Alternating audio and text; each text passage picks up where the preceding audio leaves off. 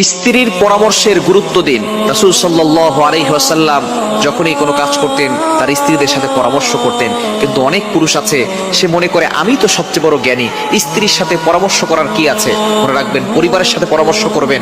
আপনার ছেলেটা ছোট্ট হলেও, আপনার মেয়েটা ছোট্ট হলেও, আপনার স্ত্রী একটু নাবুঝ হলেও, অবুঝ হলেও আপনি তাদের সাথে পরামর্শ করবেন। মনে রাখবেন, এই পরামর্শের কারণে আল্লাহ তাআলা আপনার সংসারে সুখ দিবেন, বিপদ থেকে আল্লাহ আপনাকে হেফাজত করতে পারেন।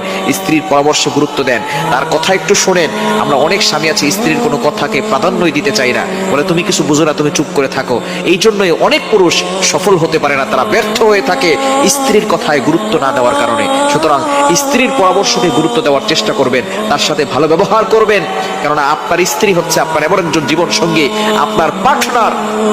আপনার সন্তান হলে তাদেরকে বিয়ে দিয়ে দিলে তারা স্ত্রীর কাছে থাকবে, মেয়ে হয়ে গেলে তার স্বামীর কাছে থাকবে।